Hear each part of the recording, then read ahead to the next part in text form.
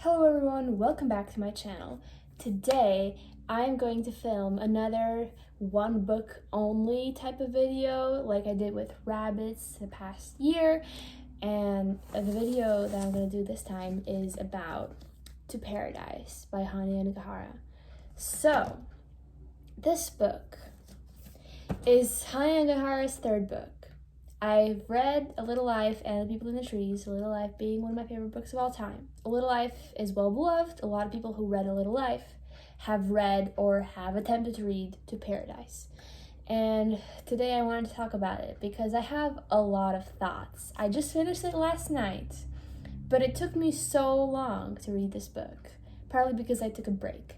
So, let's start from the beginning. It's May. The beginning of May, I've started the book. And it's very different from A Little Life. We've already established that. This is not A Little Life whatsoever in any shape or form. This is a different kind of novel. It's separated into 3 books, first of all.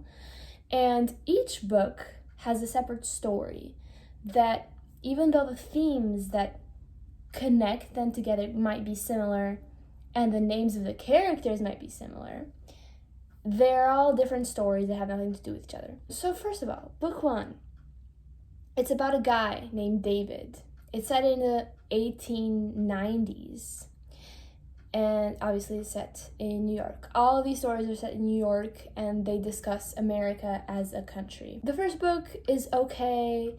It's mostly about David and his life and relationships. He's trying to find a partner for himself. First, people recommend him this guy named Charles, who is older than him, but he's a very nice guy.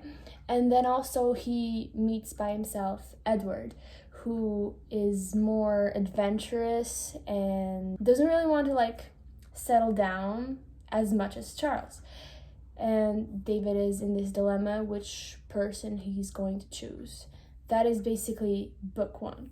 Book 2, on the other hand, in my opinion, is the one that's least enjoyable. It's about another guy named David and another guy named Charles, but in this case, they both work at a law firm, and Charles is his boss / supervisor, and they have a relationship together. And then the second half of book 2 is about David's father and his relationship with another guy named Edward. So yeah, the repeating names, it's like I'm reading 100 Years of Solitude all over again. It's insane. Very not enjoyable. I got bored and almost DNF'd the book in book 2, but because I bought the book, I did want to go through with it. And then after I finished book 2, I started my internship in June, and I didn't read the book again until mid-July, when I decided to pick it up again to finish it and read book 3. Book 3 is the best one, okay? So if you're stuck in book 1 or book 2, especially if you're stuck in book 2, please carry on, because book 3 is where you need to go. I genuinely wish that this book had only been book 3, and I kind of don't really see the point of Hanya Yanagihara trying to publish it as 3 stories bundled up into one. I think this could have been a very successful book as just book 3.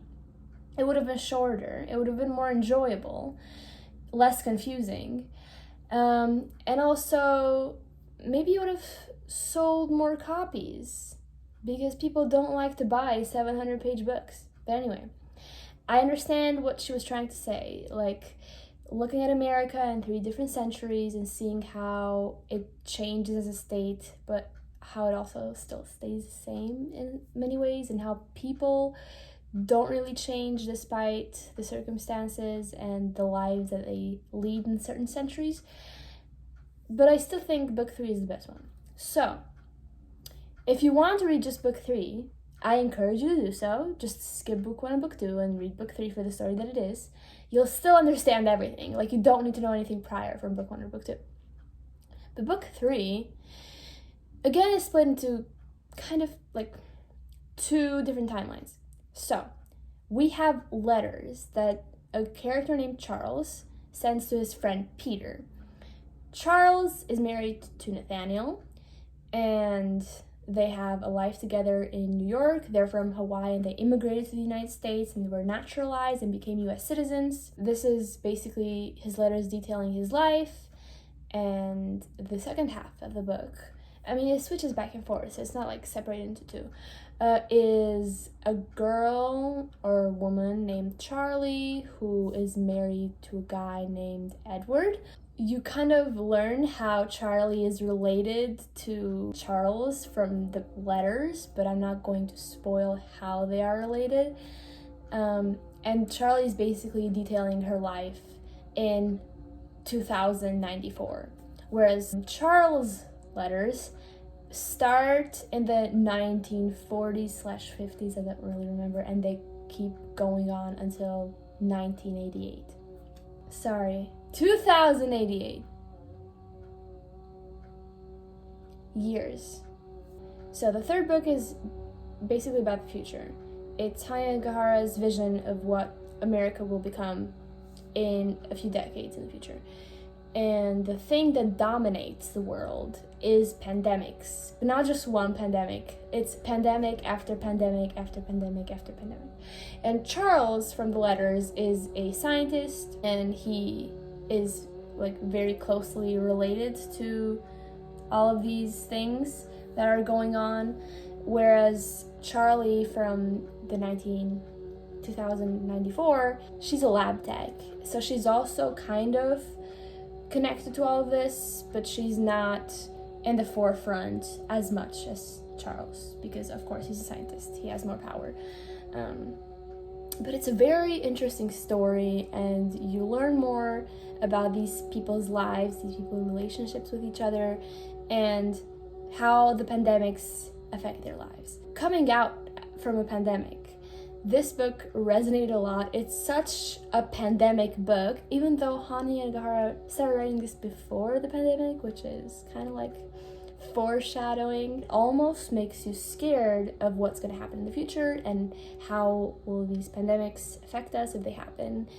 It really goes to show that what we've experienced now with COVID has only been like the tip of the iceberg, and if we're not careful, there could be more pandemics that are not handled carefully that can have bigger and greater impacts that can be non-reversible. As we can see here, the pandemics leave permanent damage to a lot of these people, like cognitive dysfunction. Charlie is one of the people who got sick when she was younger, and now she basically is special, as the book describes it.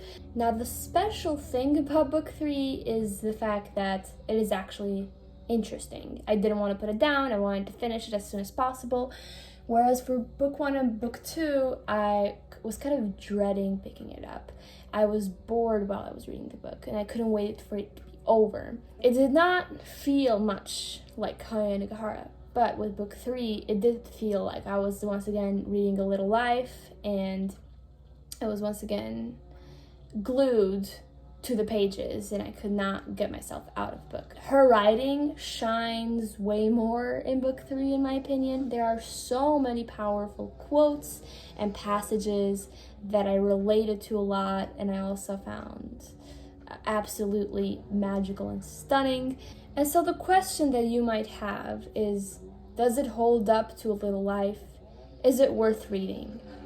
A Little Life is a different book. This is not trying to hold up to anything. This is its own thing, its own piece of literature. It's not trying to be anything apart from its own thing.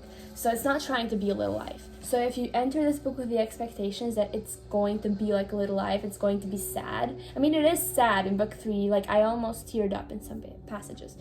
But it's not trying to be A Little Life. So please erase that from your mind. This is a pandemic book. This is not a suffering and friendship book that A Little Life is. This is mostly fiction about science and dystopian, futuristic, foreshadowing, predicting the future. Is it great? I would definitely say book 3 is 5 stars, and this book will probably appear in my favorite books of the year, but it's mostly going to be like, in parentheses, just book 3 because I don't really care about book 1 and book 2. Like, in my opinion, they belong to the bin. But yes, it is wonderful. And I do think it is worth reading. I am so sad to hear that a lot of people give up on it just because they get bored. And it's true, I was one of those people who got bored, but I'm sometimes very stubborn and I continue with things even though I'm not liking them, and sometimes I get rewarded, like in this case. So please read this book because it's actually quite good. And if you want to read book 3, just read book 3. And that's it. Be happy. Life is great. That's all I had to say for this video.